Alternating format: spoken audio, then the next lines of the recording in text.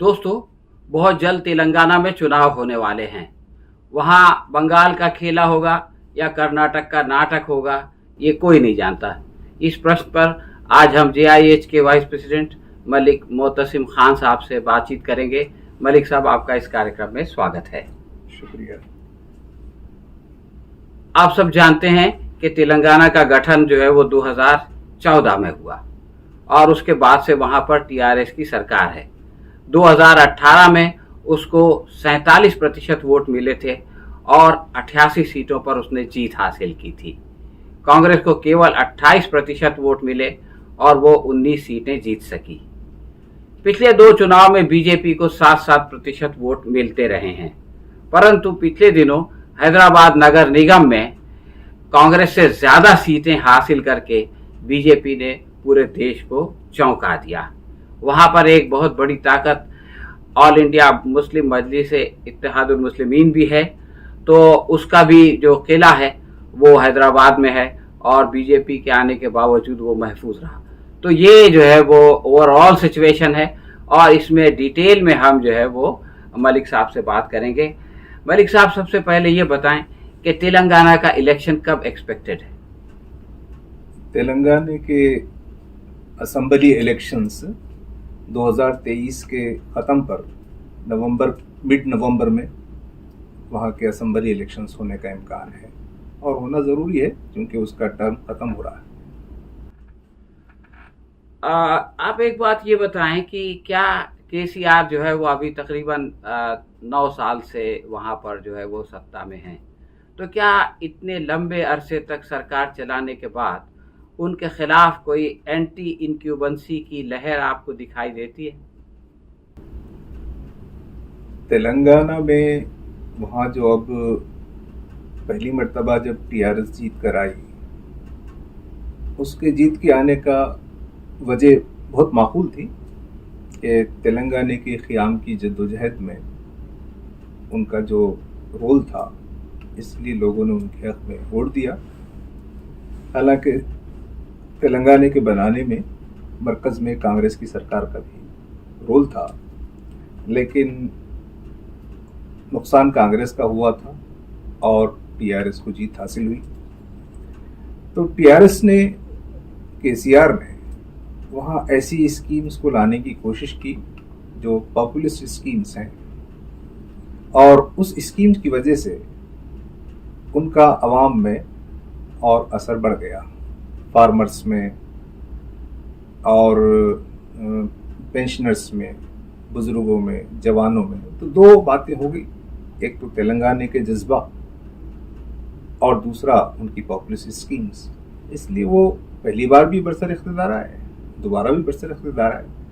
जहाँ तक anti incumbency का ताल्लुक़ है, वो तो किसी भी गवर्नमेंट के बाद, यानी किसी भी गवर्नमेंट को जब एक टर्म हो गया, दूसरा टर्म हो गया, तो वहाँ एंटी इनकम्बेंसी का पाया जाना फितरी है, नेचुरल है, वहाँ एंटी इनकम्बेंसी फैक्टर है। लेकिन इसका कितना नुकसान होगा और अपोजिशन पार्टीज़ वहाँ जो कांग्रेस है, बीजेपी है वगैरह, वो इससे कितना फ़ायदा उठाएंगे, एंटी इनकम्बेंसी उनको क्या फ़ायदा मिलेगा, ये सवालिया निशान है। अभी भी मेरा ख्याल ये है कि वहाँ टीआरएस की, जिसको अब बीआरएस कहा जा रहा है, पहले टीआरएस तेलंगाना राष्ट्रीय समिति थी, अब वो भारत राष्ट्रीय समिति है, बीआरएस नेशनल पार्टी बना दी गई रीजनल पार्टी से।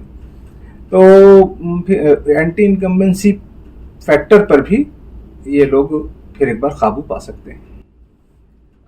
जैसा कि मैंने शुरू में कहा कि जब हैदराबाद के इलेक्शन हुए म्यूनसिपल के, तो वहाँ पर जो है वो बीजेपी एक ताकत के साथ उभरी और उसने जो है वो बड़े पैमाने पर टीआरएस या बीआरएस जो भी आप कहें उसका नुकसान किया।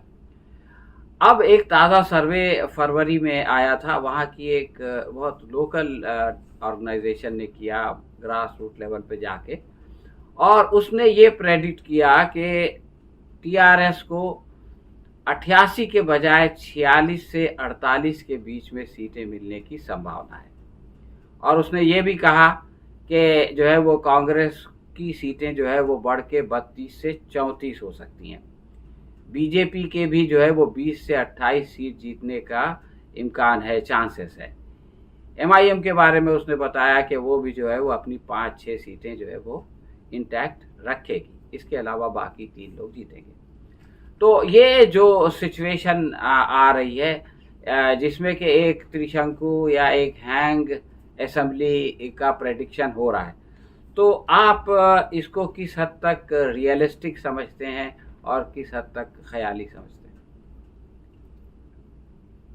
इलेक्शंस में और जहाँ 2 बार एक ही पार्टी हुकूमत में रह चुकी है और तीसरी बार उनको असेंबली इलेक्शन फेस करना है, तो इसके बारे में ऐसी क़यासाराई का होना और ये तज्जिया होना ये एक फितरी है और एक सवालिया निशान है। लेकिन वहाँ जो बीजेपी है वो इस कदर सीट लाएगी ये भी एक सवालिया निशान है। बीजेपी मुत्तहिदा आंध्र प्रदेश में भी, मौजूदा तेलंगाना में भी एक अहम फैक्टर है, लेकिन वो उनका जो असर है वो अर्बन एरियाज़ पे है, डिस्ट्रिक्ट हेडक्वार्टर्स पे है, और उनका जो पार्टी का जो ऑर्गेनाइजेशनल स्ट्रक्चर है वो उतना ताकतवर नहीं है। हालांकि तेलंगाना में जो कम्युनलिज्म है वो बहुत कदीम है और उसकी जड़ें मजबूत है, लेकिन वो जो कम्युनलिज्म है, जो फैसिज्म है, उसको वो एक पार्टी और एक पावर में तब्दील करेंगे, ये बहुत मुश्किल है। हालांकि उनको 4 मेंबर ऑफ पार्लियामेंट मिले हैं गुज़िश्ता पार्लियामेंट के इलेक्शंस में, और कुछ हद तक एमएलएस भी मिले हैं। मेरा ख्याल है कि बीजेपी एक 10 से 12 तक, 1 दर्जन वहाँ आगे बढ़ सकती है। एमएलए उसके हो सकते हैं 10-12 अफराद तक वो जीत सकती है, लेकिन उससे ज़्यादा फिलवक्त बीजेपी का इम्कान वहाँ नहीं है। अब मुकाबला जो भी होगा वो कांग्रेस में होगा और टीआरएस में होगा। तो कांग्रेस का जो, अगर कांग्रेस वहाँ अपनी ऑर्गेनाइजेशनल स्ट्रेंथ को बढ़ाती है और आवाम में पहले ये एतमाद पैदा करना होगा कि हम उस मौजूदा टीआरएस सरकार का मुतबादिल बन सकते हैं। अभी जो तेलंगाना की जनता है उनके सामने ये बात नहीं आई है कि वो जो अल्टरनेट है ये टीआरएस को छोड़कर वो कांग्रेस को हुकूमत दी जा सकती है और वो एक अच्छी हुकूमत फराहम कर सकते हैं। तो उनको बड़ा काम करना पड़ेगा, उनकी ऑर्गेनाइजेशन स्ट्रेंथ और उनका दायरे असर को बढ़ाना पड़ेगा। तो ये जो भी सेंसस है ये मुंतशिर आ रहा है, मगर अभी भी जो जड़ें मजबूत हैं, जो बीडी वर्कर्स हैं, जो फार्मर्स हैं और जो पेंशनर्स हैं और जिनको तेलंगाना सेंटिमेंट के लोग हैं, उनके ऊपर अभी, और जो उनकी जो शादी मुबारक स्कीम, कल्याण मंडप और एक दलित बंधु स्कीम, वो कालेश्वरम प्रोजेक्ट, बहुत सी चीज़ें ऐसी कर रखी है कि जिससे अभी बीआरएस का, टीआरएस का दायरे असर कांग्रेस के मुकाबले में ज़्यादा है। और ये जो कुछ आदाद शुमार हैं ये तज़िया है, हो सकता है सही हो, गलत भी हो सकता है, लेकिन जो अवामी रुझान है वो अभी इस कदर ताकतवर कांग्रेस के हक में नहीं है। अच्छा, इससे पहले जो है वो कांग्रेस सबसे बड़ी पार्टी थी, मतलब ये म्यूनसिपल इलेक्शन से पहले। आपने कहा कि अर्बन एरियाज़ में बीजेपी का अभी भी कुछ न कुछ होल्ड है या बढ़ रहा है वगैरह वगैरह, सब लोग ये बात कह रहे हैं। तो पहले तो टीआरएस का मामला ये था कि वो जो है वो कांग्रेस को अपना मुखालिफ समझती थी, एक नेचुरल बात है, और रीजनल पार्टीज़ हमेशा सेंटर के साथ अच्छी दोस्ती रखना चाहती हैं ताकि उनको जो सरकार से, मरकज़ी सरकार से, सेंट्रल गवर्नमेंट से जो मदद मिलती है वो मिलती रहे। लेकिन अब जबकि बीजेपी एक ताकत बन के उभर रही है और शहरों में उसको चैलेंज करने लगी है, तो जो रवैया पहले टीआरएस का था कि वो राज्यसभा में जो है वो ऐन मौके पर बीजेपी को सपोर्ट कर देते थे या उसके लिए थोड़ा सॉफ्ट दिखाई देते थे, तो क्या आगे भी वो रवैया रहेगा या उसमें कोई तब्दीली होगी? जो टीआरएस पार्टी है, बीआरएस पार्टी है, वो पार्टी एक रीजनल पार्टी है और वो वहाँ के तेलंगाना में अपनी पार्टी की हुकूमत चाहती है और वो तेलंगाना के डेवलपमेंट के लिए भी काम करना चाहती है। वो कोई आइडियोलॉजिकल पार्टी नहीं है, ना ही उनके कोई सोशलिस्ट नज़रियात है, ना कोई गांधीवादी नज़रियात है, ना ही कोई बीजेपी के नज़रियात है। यानी उनका कोई ऐसा कोई सियासी नजरिया नहीं है, वो सिर्फ एक तेलंगाना की बेहतरी के लिए काम करना, बस इतना ही है उनके नज़दीक, हुकूमत करना है। तो वो अगर ज़रूरत पड़े तो वो कांग्रेस के साथ भी जा सकते हैं, ज़रूरत पड़े तो वो बीजेपी के साथ भी जा सकते हैं, ज़रूरत पड़े तो वो किसी भी दीगर सियासी पार्टी से वो मायदा कर सकते हैं, बातचीत कर सकते हैं। वो कोई पाबंद नहीं है, उनका कोई नज़रियाती कोई उनका वादा नहीं है। वो अपनी रियासत में एक बेहतर हुक्मरानी, यही उनकी लिमिटेशन है। तो पूरे दरवाजे खुले रहते हैं, उन्होंने कोई दरवाजे बंद नहीं किए, लेकिन बुनियादी तौर पे वो फिरका परस्ती को पसंद नहीं करते। अच्छा, तेलंगाना में टीआरएस के साथ एमआईएम भी है और उनका गठबंधन बहुत दिनों से चल रहा है और उम्मीद है कि इस इलेक्शन में भी रहेगा।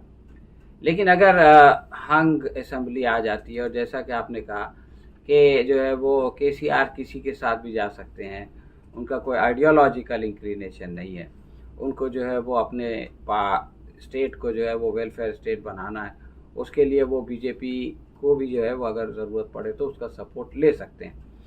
तो ऐसे में उनका एक पार्टनर तो एमआईएम ऑलरेडी है और दूसरा पार्टनर जो है वो बीजेपी आ जाती है, तो आप उस सिचुएशन को कैसे देखते हैं? वहाँ जो तेलंगाना में जब इलेक्शंस हो जाएंगे और टीआरएस अगर वाज़ेह अक्सरियत हासिल कर लेगी तो उन्हें तो किसी की तरफ जाने की ज़रूरत ही नहीं, तो वो नॉर्मल गवर्नमेंट रहेगी।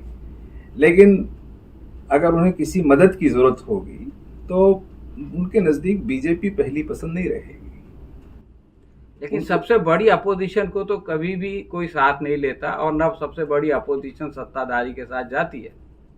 अगर कांग्रेस बड़ी अपोजिशन बन के उभर जाती है तो उससे ये एक्सपेक्ट करना कि वो टीआरएस के साथ चली जाएगी, या ये कि टीआरएस से ये एक्सपेक्ट करना कि वो अपने सबसे बड़े जो है वो ग्रुप को, अपने सबसे बड़े मुखालिफ ग्रुप को जो है वो अपनी सरकार में शामिल करेगी, ये दोनों बातें पॉलिटिकल एक्सपेक्टेशन के खिलाफ हैं।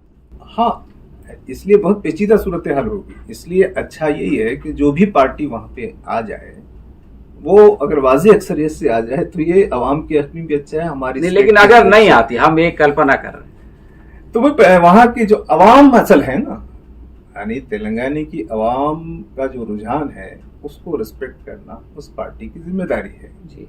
तो तेलंगाना की अवाम का रुझान टीआरएस के हक में इसलिए है कि वो वेलफेयर स्टेट और नॉन कम्युनल रहेगी, वो उनका वो कम्युनल फ्लेवर नहीं रहेगा, वो यानी सबको लेकर साथ लेकर चलने की कोशिश करेंगे। तो वो उस बुनियाद पर उनको जो है मैंडेट मिलेगा और ज़्यादा वोट मिलेंगे। तो उसका हल ये है कि उन्हें अलायंस चाहे वो हुकूमत में शेयर करें या हुकूमत के बाहर से करें, उनके लिए जो रहेगा इसको वो नॉन कम्युनल फोर्सेस का रहेगा। लेकिन कोई वजाहत के साथ नहीं, कैसे मैंने पहले भी कहा कि पार्टियों का मसला ये है कि वो पार्टियों को आइडियोलॉजिकल पार्टीज नहीं है, उनको लगेगा कि इनसे दोस्ती करने में फ़ायदा है या उनसे दोस्ती करने में फ़ायदा है, तो वो जिससे उनको फ़ायदा नज़र आएगा वहाँ जाएंगे। इसलिए अवाम की भी जिम्मेदारी ये है कि वो जिसके हक़ में भी वोट का इस्तेमाल करें वो ऐसा वोट का इस्तेमाल करें कि वो हंग असम्बली से हमको बचना चाहिए और वाज़ेह अक्सरियत के साथ, या कम से कम जो मैजिक फिगर है वहाँ तकरीबन इस दफ़ा भी जो इलेक्शंस होंगे 119 60 चाहिए। हाँ 60 चाहिए। तो मेरा ख्याल ये है कि 60 से ज़्यादा जो मौजूदा हुकूमत है वो और उनके जो करीबी अलाइस होंगे वो मैजिक फिगर को पार कर लेंगे। अच्छा, एक और काल्पनिक सवाल मैं करना चाहता हूँ। फर्ज कीजिए कि ये दोनों तकरीबन बराबर बराबर आ गए, कांग्रेस और टीआरएस जी।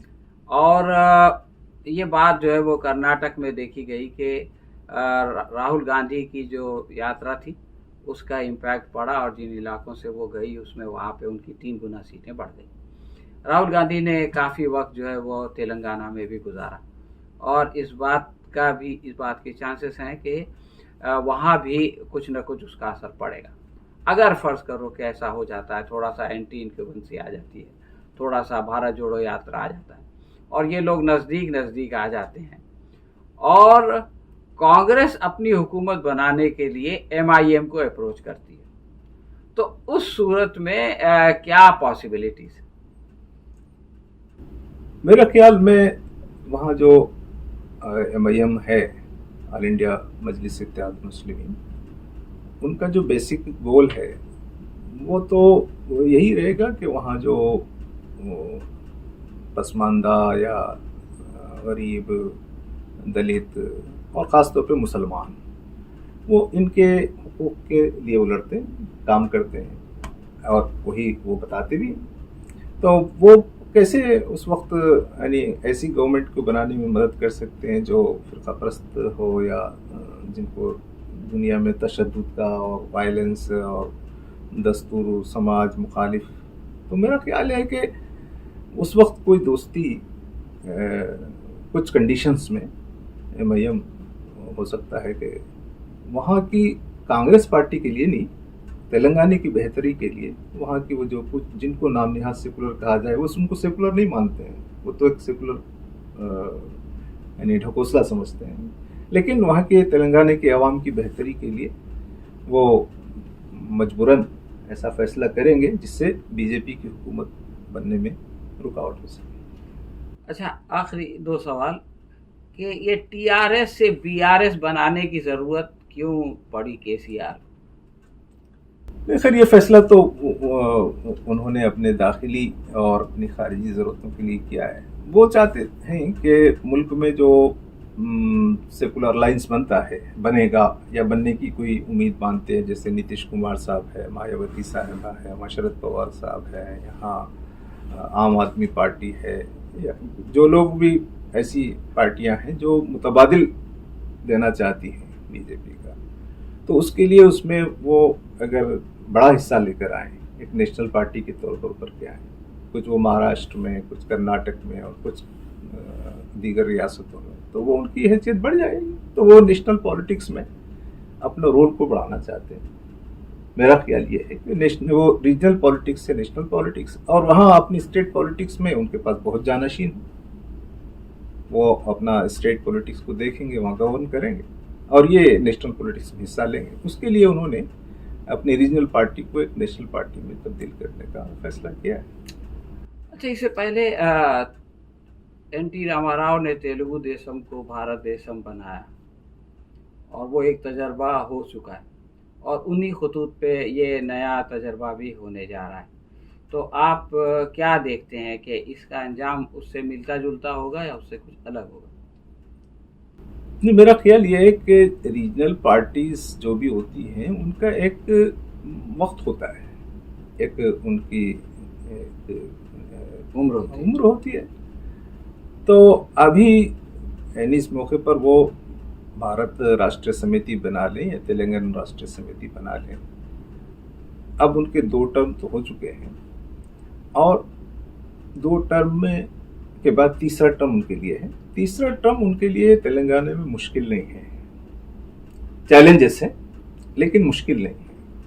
अब वो तो उसके बाद जो वहाँ गवर्नर बनेंगी 3rd टर्म के लिए, अगर वो बहुत अच्छा फुलफिल करती है आवाम की ख्वाहिशात की और आवाम की मंजूर नज़र बनती है और उनकी जो नई लीडरशिप है टीआरएस की वो आवाम को मुतमईन करने में कामयाब होती है, तो फिर फ्यूचर रहेगा। लेकिन अभी ये जो तीसरा टर्म है ये चैलेंजेस से भरा हुआ है लेकिन इंतहाई मुश्किल नहीं है। अच्छा, अभी देश भर में जो है वो 2024 के पेश नज़र एक यूनिटी की और एक एकता की कोशिश हो रही है। 23 तारीख को एक बहुत बड़ा इस सिलसिले में जलसा जो है वो पटना में होने वाला है। तो ये जो पोजीशन यूनिटी की बात हो रही है, इसमें आप केसीआर साहब को हेसिटेंट पाते हैं या ये कि उनको जो है वो जोश व खरोश के साथ शामिल होकर के बीजेपी को रिप्लेस करने के लिए जद्दोजहद करने वाला लीडर देखते हैं? असल में जो मुल्क की सियासत है इसमें सिर्फ केसीआर नहीं बल्कि जितने भी अपोजिशन लीडर्स हैं वो खुद हेजिटेंट का शिकार हैं। ये जितनी ज़ोर से अपनी बात पेश करते हैं उसमें असल में वो अपनी रियासत की पॉलिटिक्स को सबसे फोकियत देते हैं, चाहे वो ममता साहिबा हों या आम आदमी पार्टी हो या नीतीश कुमार जी हों या शरद पवार जी हों, कोई भी लीडर वो अपना स्टेट के अफेयर्स को सामने रखते हुए नेशनल पॉलिटिक्स में इंटरेस्ट लेता है। तो वही मामला उनका भी है। तो वो चूंकि वहाँ उनका जो फौरी हरीफ वो कांग्रेस है, तो ऐसा कोई अपोजिशन जिसमें कांग्रेस भी शरीक हो उनको उसमें शिरकत करने में दुश्वारी होगी। तो अब एक ऐसा अपोजिशन जो कांग्रेस के बगैर हो उसमें दम नहीं। तो हम तो ये चाहते हैं कि एक ऐसा अपोजिशन बने जिसमें कांग्रेस भी हो, दीगर तमाम भी हो। तो हम केसीआर साहब से भी ख्वाहिश करेंगे, टीआरएस से भी, कि वो कांग्रेस के साथ और दीगर लोग भी एक ऐसा अपोजिशन बनाएं। तो लोग असल ऐसी पॉलिटिक्स और ऐसे पॉलिटिशियंस नहीं हैं जिनका खद इतना बड़ा हो कि वो अपने रियासत के या अपने शख्सी उन तमाम जो हद हैं या पाबंदियां उससे ऊपर उठकर मुल्क के समाज के लिए काम करें। ऐसे पॉलिटिशियंस हमारे मुल्क में अब मौजूद नहीं है। असल मसला तो यही है कि सियासत बड़ी हो गई और सियासी लीडर्स छोटे हो गए हैं। मसला एक पार्टी का नहीं है, तमाम पार्टियों का है। खैर, आपने तेलंगाना के बारे में बहुत सारे इंसाइट दिया और वहाँ की जो लोकल सिचुएशन है और आगे जो कुछ भी एक्सपेक्टेड है, जो इम्कानात है, उसके बारे में बताया। आपका बहुत बहुत शुक्रिया। हम फिर कभी आपसे इस मसले पर बात करेंगे। शुक्रिया। अस्सलाम वालेकुम।